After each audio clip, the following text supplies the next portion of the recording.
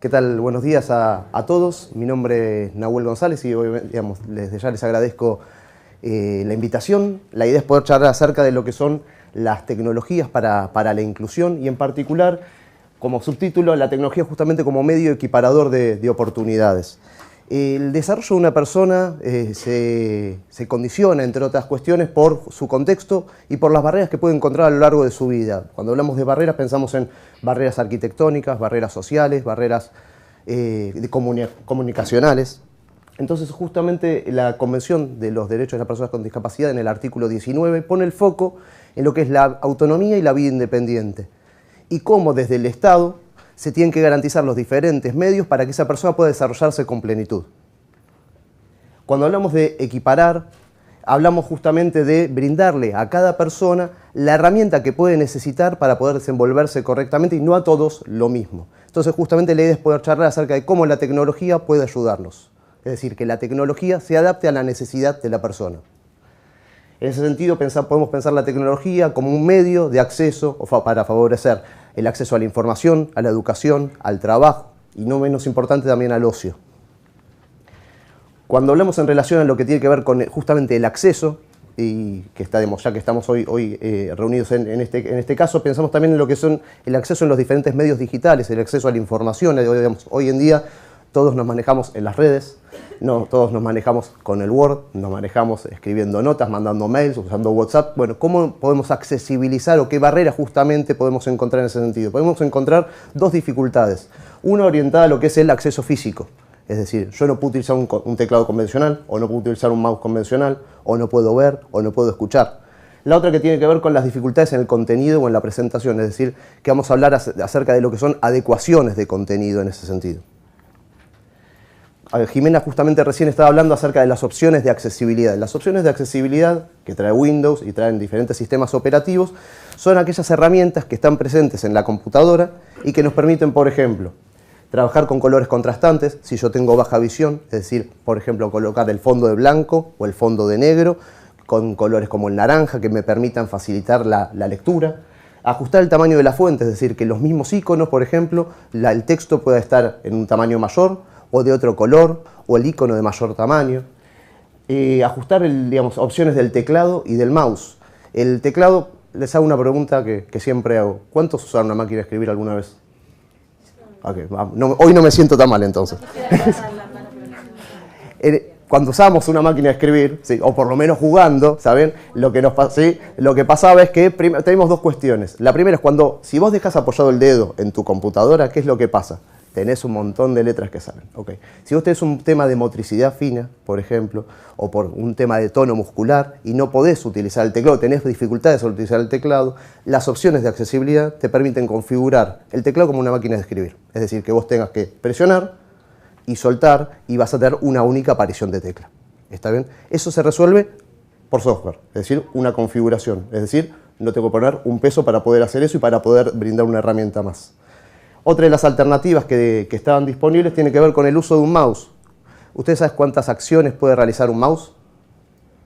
Clic, clic izquierdo, clic derecho, ir hacia arriba, hacia abajo, a la izquierda, a la derecha, las diagonales, ¿sí? En total 8 funciones diferentes. Es decir, que si uno tiene alguna dificultad con relación a la motricidad, con relación a movimientos involuntarios, con relación al área de selección, justamente uno puede configurar el mouse, por ejemplo, lo más rápido para invertir el botón izquierdo del botón derecho, pero después también puede configurar la velocidad del doble clic, puede configurar la computadora para que los programas abran con un solo clic, sin hacer del doble clic, por ejemplo. Insisto, todo esto son opciones que están disponibles y uno lo que tiene que hacer es justamente conocerlas, que es lo que estamos haciendo en este momento.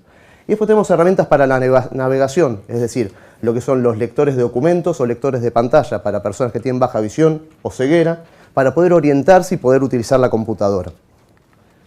Después, en relación a lo que tiene que ver con herramientas puntualmente que facilitan el acceso ya físico, encontramos los diferentes elementos como son mouse adaptados, teclados adaptados, diferentes formas de hacer clic, no solamente con un mouse, sino a través de un pulsador de gran tamaño, con la mano, con el pie, con la pera, con la cabeza, justamente pensando en las diferentes alternativas de acceso que puede llegar a tener una persona en diferentes situaciones. Si pensamos con relación al software, hay diferentes programas que facilitan el acceso o el ingreso de datos, por ejemplo, que son los teclados en pantalla. La mayoría de nosotros utilizamos los celulares, ¿sí? Y el celular te brinda la posibilidad de ¿qué? De la predicción de palabras, ¿está bien? Con las consecuencias que trae el mal uso de la predicción de palabras, ¿no? Pero estas herramientas justamente están presentes en la PC, se pueden utilizar dentro de la PC, hay diferentes herramientas gratuitas y pagas que favorecen justamente el uso de los diferentes programas, es decir, que hacen de mediador entre el ingreso de información y el programa que, por ejemplo, se quiere utilizar. Hay programas que tienen que ver con lo que es rehabilitación, programas que tienen que ver con lo que es estimulación, es decir, trabajando no solamente con lectoescritura, sino también justamente trabajando a través de imágenes y el juego, y también con la utilización de predicción de palabras, y otra cosa muy interesante que tiene que ver con el uso de frases habituales. ¿Para qué? Para que si una persona puede realizar una única acción, pero en forma continua y repetitiva, pueda con pocas acciones, con pocas... con pocos movimientos, poder transmitir lo que les está pasando, desde tengo frío hasta poder escribir una nota o poder mandar un mail. Si pensamos no solamente en la PC, es decir, hoy en día, como estamos hablando, están presentes las diferentes tecnologías, los teléfonos inteligentes, los dispositivos móviles, las tablets, y tenemos diferentes elementos. Les quería contar acerca de un proyecto que realizamos junto con la Fundación Argentina de Afasia, que son 3 aplicaciones que tienen que ver con accesibilizar el mismo teclado que vos utilizás en el celular, incorporando predicción de palabras, incorporando frases, incorporando la posibilidad de sintetizar la voz. ¿Qué significa sintetizar la voz? Que el celular me lea lo que está escrito, lo que yo acabo de escribir, ¿sí? Si yo no puedo expresarme oralmente, el celular puede ayudar que yo pueda escribirlo y así poder luego escuchar, que otro lo pueda escuchar. En el otro caso, que es el caso del medio, es un software que facilita la comunicación a aquellas personas que no poseen lectoescritura, que trabajan basado en lo que es la selección de imágenes, y este mecanismo de comunicación, que si bien es más amplio, se conoce como comunicación aumentativa. Comunicación aumentativa basada, en este caso, en imágenes, textos y sonidos.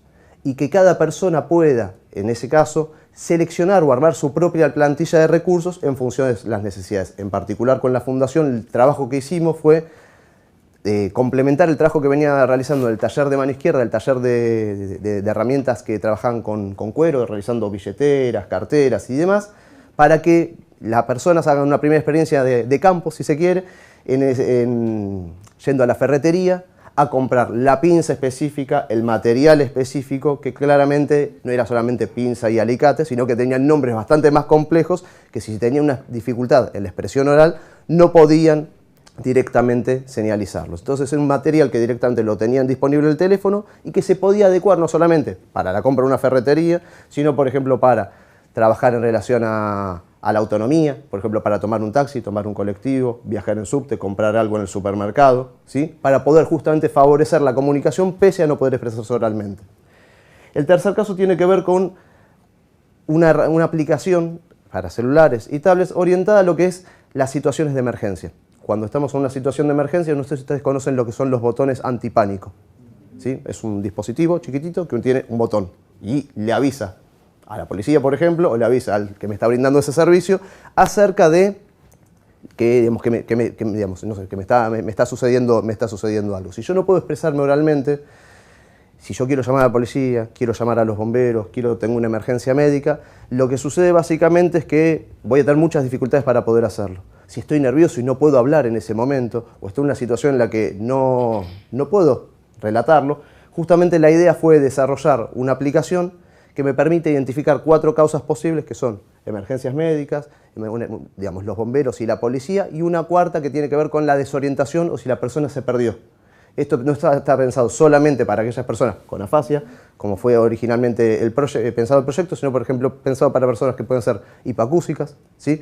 Personas ciegas, que en la vía pública les puede suceder algo, ¿sí? Y adultos mayores también, muchas veces donde un abuelo por ahí se abatata y no puede explicar lo que le está sucediendo. Entonces, ¿cuál es el objetivo puntual de la aplicación? Cuando yo presiono en cualquiera de esas imágenes, puede llamar por teléfono, pero a su vez puede enviar un SMS o un email a un familiar, un amigo u otra persona. ¿Está bien? Entonces, previamente se configura indicando, mira, cuando yo tengo una emergencia médica y cuando vos presiones acá, Vas a llamar si podés hablar, si no, no vas a llamar. Vas a enviar un SMS, le voy a enviar un SMS a él y le voy a enviar directamente a Daniela un email.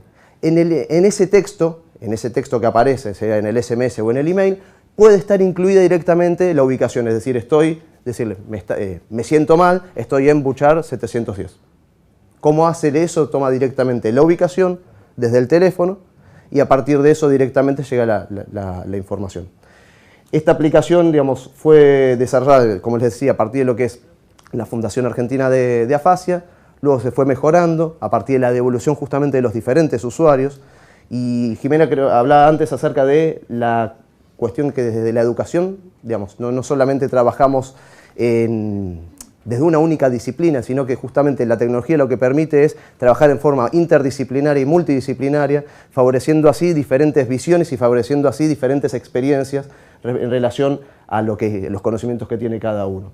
Fue así que se acercó una chica que trabajaba en la legislatura, que asesoraba a una diputada que es ciega, y en particular nos dio algunas sugerencias de cómo poder modificar esa aplicación para poder justamente incorporar a los sistemas de lectura de pantalla de los celulares. Esta aplicación, digamos, las 3 aplicaciones son aplicaciones gratuitas, fueron financiadas por el Ministerio de Ciencia, Tecnología e Innovación Productiva, y en el caso de Ayuda Ya en particular tuvo un reconocimiento de la legislatura porteña del año pasado. Otras herramientas que están disponibles pensando en cómo podemos usar la tecnología para favorecer nuestra autonomía tiene que ver con aplicaciones, por ejemplo, para los celulares. Este tipo de aplicaciones lo que hacen es magnificar el texto, un texto impreso. Por ejemplo, yo estoy leyendo un libro y tengo baja visión y tengo los anteojos puestos, no me olvidé los anteojos, directamente puedo usar el celular como una lupa. ¿Está bien? En ese caso, el celular tiene un soporte pensado para qué, por ejemplo, para el aula, ¿sí? O pensado directamente si estoy leyendo un libro, para no cansarme y estar sosteniendo yo el celular. En ese caso me estoy amargando porque estoy leyendo las expensas, ¿sí? Pero son diferentes herramientas en ese sentido que hoy en día están disponibles para poder hacer uso de la tecnología justamente para facilitar la vida cotidiana. Otras herramientas que seguramente ustedes conocerán. ¿Cuántos cazaron Pokémones? Ninguno. Bueno, no solamente la realidad aumentada sirve para cazar Pokémones, se puede usar justamente para favorecer la accesibilidad. Por ejemplo, hoy en día tenemos los ebooks, ¿sí? Los libros digitales, pero también seguimos usando los libros impresos. Bueno, vos tenés los libros híbridos, que los libros híbridos lo que traen son componentes o dibujos, si se quiere, basados en realidad aumentada, por ejemplo, si hay una tabla en el libro que se pueda actualizar en forma periódica, no tiene sentido que tenga una única impresión y que, si yo tengo que consultarlo, el libro ya no va a tener, esos datos no van a tener vigencia. Entonces lo que tiene es un indicador o un tag de realidad aumentada para que directamente yo pueda leerlo, conectarme con mi teléfono, con mi tablet a internet y directamente descargar la tabla actualizada, ¿está bien? De un sitio web. Entonces yo puedo, por un lado, tener el texto, sigo manteniendo el libro, que tan lindo es también además, y puedo a su vez también acceder a diferentes contenidos, pero en forma actualizada. La otra cuestión tiene que ver con lo que es la estimulación, es decir, después charlaremos un poco acerca del juego, pero en particular para los chicos es sumamente importante poder utilizar diferentes recursos, primero con concreto, porque digamos, no creo que la tecnología solucione todos los problemas, pero justamente poder incorporar la tecnología para favorecer el aprendizaje, por ejemplo, o favorecer la interacción desde diferentes prácticas, sea en el jardín o en la escuela primaria. En relación a lo que tiene que ver con herramientas para la autonomía en particular, hay algunas herramientas como que se llama sistemas de audio accesible o sistemas de aros magnéticos. Los sistemas de aro magnético lo que buscan en particular es generar un entorno accesible para aquellas personas que son hipoacúsicas. Es decir, ustedes me están escuchando por este micrófono, ¿sí? La persona que es hipoacúsica tiene un audífono y el audífono tiene dos modos de trabajo. Uno de amplificación, amplifica todo por igual, y yo estaba tosiendo ahí, aumenta, si tenía una persona hipoacúsica al lado, directamente también escucharía la tos. Entonces el aro magnético lo que hace es que la persona cambie el modo del audífono de un modo a otro, sea una palanquita o un botón, y lo que promueve eso es que la persona únicamente esté escuchando, por ejemplo, al orador, o esté escuchando únicamente la clase, o esté escuchando únicamente la película, o esté escuchando únicamente la obra de teatro, pensando en diferentes contextos de uso. Es decir, está escuchando únicamente eso sin el ruido ambiente. ¿Está bien? Si alguien corre una silla, si alguien tose, si alguien come pochoclo, pensando en el cine, justamente vamos a estar, digamos, va a poder focalizar la fuente de sonido. Este tipo de herramientas se pueden utilizar también, justamente se utilizan en secundarios, se utilizan en universidades, pensando en generar aulas accesibles para que, yo digamos, tuve un alumno en cuarto año de ingeniería que lo conocí ese año y me contó particularmente, digamos, vos simplemente con hablar te das cuenta que tenía alguna dificultad y él, digamos, y se hacía visible el audífono en particular.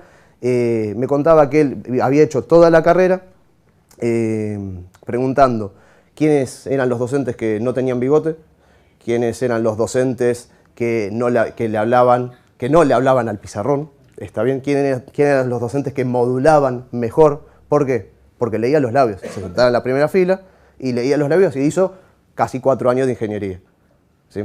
Entonces, hay herramientas que no tienen un costo para la persona, tiene una cuestión solamente a nivel institucional y que pueden cambiar y favorecer muchísimo la vida de las personas. ¿Está bien? Muchas veces son cuestiones que no se desconocen o que se piensan que existen en otros países, que no existen en nuestro país. Bueno, justamente son herramientas que muchas veces tienen poco costo, poco mantenimiento y pueden favorecer justamente la integración, la inclusión. En particular hay una legislación de la Ciudad de Buenos Aires que obliga a todas las salas de cine, por ejemplo, a incorporar aros magnéticos. Bueno, no se cumple. Además de eso, lo que se hace es, vos tenés en la sala de cine solamente 2 filas, pensando en que, bueno, no pueden venir muchos hipacúsicos, básicamente. ¿Sí? O sea, ¿sí? O sea, y no es que te puedes sentar en cualquier lugar, te tenés que sentar, si querés ver la película con aro magnético, te sentás en este lugar. Bueno, a ver, insisto, es una cuestión de inversión, ¿sí? No es un gasto. Estamos tratando de justamente que la tecnología pueda mejorar la calidad de vida de las personas. Y esa es una decisión que también, digamos, la tiene que manejar el Estado. En particular, hablando acerca de los juguetes adaptados es un juguete, ¿sí? Los juguetes adaptados es un juguete que tiene alguna particularidad, alguna modificación para que pueda ser utilizado, por ejemplo, activado con la pera, activado con el pie, activado con los ojos, en función justamente de lo que pueda hacer ese chico o esa chica. Una de las cuestiones principales al momento de elegir un juguete y poder adaptarlo tiene que ver con que después no se va a trabajar solamente causa-efecto, o se va a trabajar anticipación, o se va a trabajar secuencia, sino que es un juguete. O sea, aún adaptado tiene que seguir siendo interesante para ese nene. ¿Está bien? Esa es una de las cosas que muchas veces se pierde directamente, donde bueno, la tecnología es el bien, vino a cambiar la vida para todos. Bueno, digamos, lo importante es la interacción persona a persona, ponerse en la piel del otro, tratar de entender justamente qué es lo que le puede pasar al otro y que el otro también en este caso quiere divertirse. ¿Okay? Pensando también acerca de diferentes formas de acceso, ¿qué pasa cuando nosotros no podemos ni pisar, ni soplar, ni mover la cabeza? Pensando en diferentes situaciones, pensando en personas que han sufrido un traumatismo de cráneo, personas con alguna enfermedad neurodegenerativa, como el caso de la ELA, que se dio a conocer bastante por la campaña del baldazo de agua fría el año pasado y el anterior, ¿sí? que por ahí muchos lo han escuchado. Hoy en día estamos trabajando en un proyecto de investigación y desarrollo basado en la detección electroencefalográfica, es decir, que directamente la persona pueda pensar a partir de un estímulo, por ejemplo, entre sí y no, cuál es el que más le llama la atención y a partir de esa elección directamente saber qué es lo que le está pasando. Obviamente, si podemos distinguir sí y no, después podremos distinguir otras acciones. Podemos pensar que directamente puedo utilizar un teclado en pantalla o puedo utilizar predicción de palabras para poder escribir. ¿Está bien? Una de las dificultades que tienen los profesionales hoy en día tiene que ver con la medición objetiva de lo que le está pasando a una persona. Es decir, hay una tendencia a tratar de entrenar cada vez más el ojo del profesional, cosa que es sumamente importante, pero cuando vos querés ver la evolución particularmente, vos no sabes si la persona parpadeó porque quería parpadear o parpadeó en realidad porque es un reflejo que tenemos todos. ¿Está bien? Bueno, pensando justamente en diferentes situaciones. Hoy, digamos, este tipo de tecnología se está utilizando para simuladores espaciales, simuladores en medicina, o sea, justamente hay muchos trabajos. Justamente la idea en ese sentido es poder orientarlo hacia lo que es la comunicación y la estimulación. Y un poco el recorrido de estos últimos 10 años, donde estuve trabajando en lo que es tecnología y discapacidad, tiene que ver con el asesoramiento y el acompañamiento en escuelas, el desarrollo de software libre con escuelas técnicas, que ahora les quería contar un poco, la participación en cátedras de terapia ocupacional y fonoaudiología en la UBA y en la UNSAM. ¿Por qué esto? Porque justamente es muy difícil que primero cualquiera disponga del tiempo para poder incorporar la tecnología. Si en la carrera no te lo dan, en la vida cotidiana después uno cuando ya es profesional no tiene tiempo. Entonces, ¿cómo hacemos para que justamente cada uno que no es del palo de la tecnología pueda incorporar la tecnología en su quehacer diario? ¿Sí? Es decir, ¿cómo puede hacer que realmente sea una herramienta y no sea algo que, bueno, me llevo la computadora para un lado, para el otro? O sea, ¿cómo puedo hacer para que esa misma tecnología me permita a mí favorecer lo que estoy trabajando con los chicos en la escuela, favorecer particularmente otras actividades, es decir, poder trabajar con un paciente o brindarle una nueva herramienta a un paciente. Después, bueno, charlas y asesoramientos a familias. Muchas veces todas estas tecnologías no se conocen, pero más allá de la tecnología lo que tiene que ver con el acceso a los derechos. Es decir, las personas con discapacidad también tienen derechos y no se conocen cuáles son. Las obras sociales cuesta bastante, las prepagas cuesta más.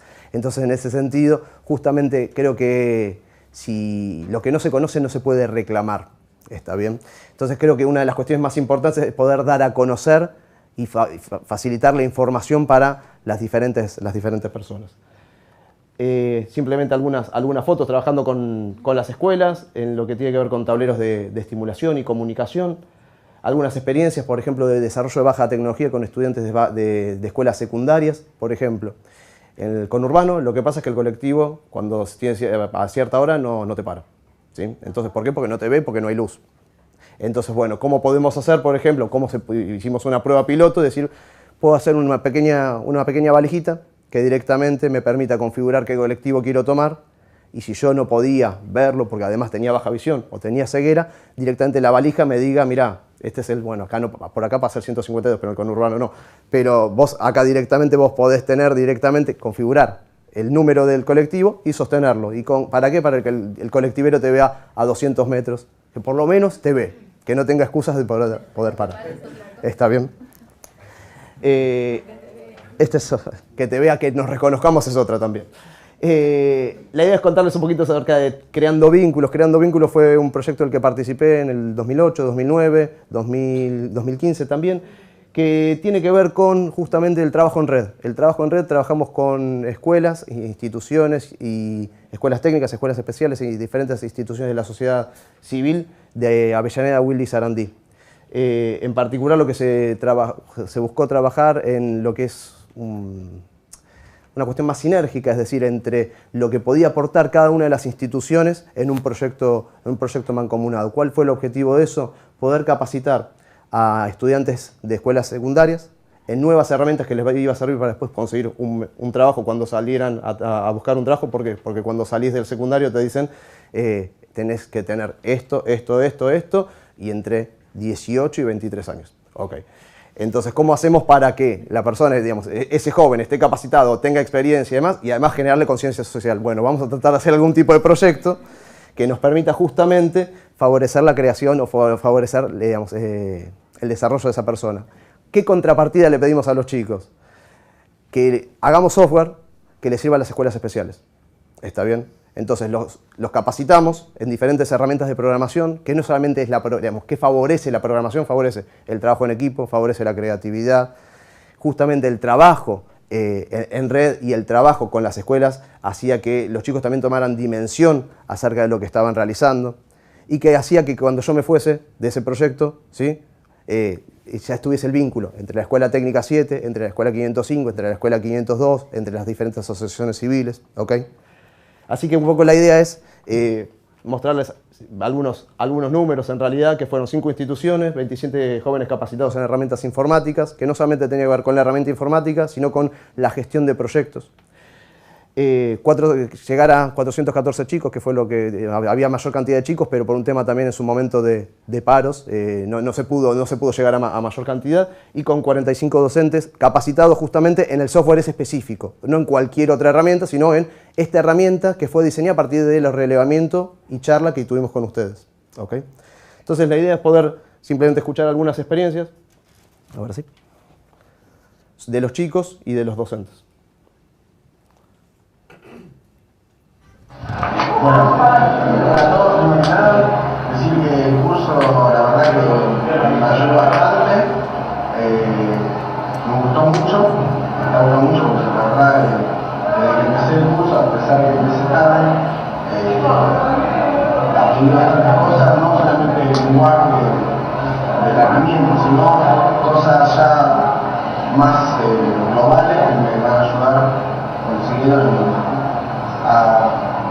varias cosas que me van a ayudar a implementar proyectos propios. Me interesó mucho esa parte, más que nada dentro de lo que es tecnología administrativa. Nunca lo vi así, pero creo que está bueno salir un poco de lo técnico a veces y entender nuevos lugares donde uno por ahí no tiene mucho conocimiento o por ahí lo ve y dice que sé.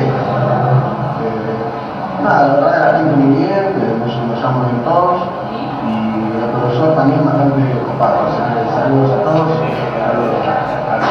Yo realmente el curso me sirvió mucho porque me interesaba aprender, o sea, a mí me gusta la programación, pero me interesaba aprender un nuevo lenguaje y como silla de orientado a objetos realmente me sirvió muchísimo porque sabía lenguaje pero no orientado a objetos. Y después, junto con el curso, aprendí nuevas maneras de trabajar o de presentar informes. A mí, o sea, me gusta mucho la manera en que se presentan los informes técnicos y la manera que tenemos de trabajar, de dividirnos en las pantallas, realmente me sirvió para trabajar en grupo. El curso realmente aprendí mucho cómo trabajar, cómo presentar informes en grupo, cómo dividir pantallas y después realmente del silla me sirvió, si bien empezamos tarde porque no nos enteramos, me sirvió muchísimo la teoría de objetos y después implementar esa teoría a lo que es el lenguaje silla. Y aparte relacionarnos con otros, trabajar de manera, hacer lo que nos gusta, pero con otros chicos y con Nahuel que realmente es muy bueno. Valiosa donación para la escuela número 505, que realmente nos ha dejado con la boca abierta, porque tanta tecnología al servicio de los chicos va a ser maravilloso poderla aplicar. Es un recurso que si no fuera de esta manera quizás no lo podríamos tener y en la continuidad del proyecto que se inició el año anterior. Así que muchas gracias. Me llamo Fabiana Ramírez, la directora de la Asociación Don de Avellaneda, y estamos conociendo e instalando los nuevos programas y el nuevo material del programa Creando Vínculos. Bueno, para nosotros todo lo que tiene que ver con informática nos resultó como una herramienta muy motivadora para el trabajo con los chicos. Nos pareció, los programas fueron absolutamente accesibles, permitieron que pudiéramos crear otro tipo de actividades, agregar imágenes, agregar las fotos y los datos de ellos, que eso era algo que también nos parecía interesante. Porque ya los programas que hay en mercado son más rígidos. Tenemos expectativas de poder trabajar con este todo el entorno nuevo, con los niños más chicos, que en general la computadora y el escritorio para los niños más chicos tampoco es tan accesible. También toda la libertad que los chicos puedan girar en torno a la máquina. Y eso me parece también va a ser interesante para los más chiquitos, ya que los más grandes suelen sentarse al escritorio y poder trabajar más fácilmente. Sinceramente está muy bueno este proyecto que hicieron los chicos, con un aprendizaje significativo para ellos porque lo podemos aplicar y además tuvimos la explicación, si bien la explicación acá del alumno fue excelente, yo pude entenderla, que eso es lo más importante. Muy sencillo para hacer y muy útil para el trabajo nuestro de todos los días. Es más, ustedes lo instalaron en esto de fonoaudiología, también para que los chicos que vienen a trabajar, para la profesora que trabaja fonoaudiología, que no sea tan solo el repetir palabras, sino que empiecen a ver un poco lo que es esta escritura acá en la computadora. La verdad que está muy ingenioso, muy bueno. Muy bueno, la verdad que chicos, espectacular. Justamente en ese sentido, creo que las experiencias pueden dar cuenta acerca del trabajo que se fue realizando en los diferentes años y de la importancia que tiene conocer cuáles son las necesidades que tienen las instituciones. No es programar o brindar una herramienta porque sí, sino que tenga un fin específico y eso también contextualizado, es decir, quiénes lo van a utilizar, quién va a ser el referente de esa institución que se hace responsable también para poder interactuar, es decir, no solamente brindar capacitación o formación a los chicos con relación a herramientas de programación, sino que puedan tener un diálogo justamente fluido a través con las instituciones para poder realmente favorecer el trabajo en conjunto. En particular, ya estamos cerrando, tiene que ver con algunas cuestiones de motivación. Es decir, yo también además de ser ingeniero, soy docente, he trabajado en escuelas secundarias, trabajo en la Universidad Tecnológica Nacional y creo que una de las cuestiones particulares que tenemos que hacer como docentes es tratamos de hacer siempre todo con pasión, ¿no? Pero digamos, poder tratar de transmitir esa pasión y tratar de generar proyectos no solamente que permitan desarrollarse con los estudiantes, sino tratar de invitar a la comunidad, a toda la comunidad educativa, cosa que es difícil, pero tratar de justamente poder trabajar en forma comunitaria y así poder favorecer algunos aspectos que si no se quedan solamente dentro del aula y dentro de los esfuerzos individuales. En particular, yo hace un poco más de 10 años que trabajo en lo que es tecnología y discapacidad. Comenzó con un proyecto en la facultad, con un amigo, que teníamos ganas de hacer algo que fuese diferente, que no fuese algo meramente comercial, y desarrollamos un mouse que se controla con el movimiento con la cabeza. Y se hacía clic mordiendo un sensor. Yo todos los días y muchas veces me pregunto si estoy haciendo lo que tengo ganas de hacer. Y qué cosas son las que me motivan para poder, digamos, llevar adelante las diferentes actividades. En particular, hace 9 años conocí a Gaspar. Gaspar es un chico que tenía ELA, que con el tiempo lo fui conociendo más, nos fuimos haciendo amigos, fuimos chateando, nos fuimos escribiendo en Facebook, fui conociendo a su familia. Y Gaspar únicamente usaba la computadora, pudo acceder a la computadora a través de la pera, a través del mentón. Y a través de eso pudo empezar a realizar diferentes actividades donde antes su vida solamente consistía en, lamentablemente, estar solamente sobre una cama. Yo en su momento a Gaspar le pedí que iba a dar una charla y si me podía escribir cuál era su experiencia, que le cuente a los demás qué cosas le habían servido de la tecnología, qué cosas podía hacer que antes no podía hacer. Y sobre todo una de las cosas que a mí me llamó mucho la atención fue cómo la tecnología había ayudado a conectarse a él con los demás cuando había gente que por ahí no se animaba a ir a la clínica donde él estaba. ¿Sí? Es decir, que había perdido vínculo con la gente y a partir de eso directamente él había podido acercarse. Entonces cuando pienso acerca de qué cosas me motivan, pensar en Gaspar, pensar en la gente que uno está pudiendo ayudar y ponerse en la piel del otro, eso es lo que me motiva. Hola, ¿cómo les va? Mi nombre es Diego Gaspar Olmedo, padezco de esclerosis lateral amiotrófica desde febrero del 2001, para aquellos que no saben qué es VLA. Les voy a contar cómo esta pequeña y a la vez enorme empresa logró cambiar mi vida, la cual se encontraba absolutamente rutinaria, monótona y aburrida. Hace 7 años que estoy internado en Clínica del Parque, y gracias a la terapista ocupacional Marilina Martínez que me puso en contacto con Maná Desarrollos, cambió la rutina, porque de pasar la mayor parte del día mirando la televisión, ahora paso el día en la PC y casi no veo la tele, aparte de navegar por internet, ya que tengo Facebook y mail, puedo escuchar radios, tengo canal en YouTube, miro partidos. Además también estoy escribiendo parte de la biografía de mi vida, o sea, desde que enfermé, y todo esto es gracias a los softwares o teclados de esta empresa. Muchísimas gracias, Nahuel, por facilitarme la vida. Que Dios los bendiga mucho y siempre. Simplemente eso, poder compartir con ustedes estas y otras experiencias que hacen que suceden cosas en la vida de todos y es como uno se sobrepone y puede seguir adelante. Así que simplemente muchas gracias.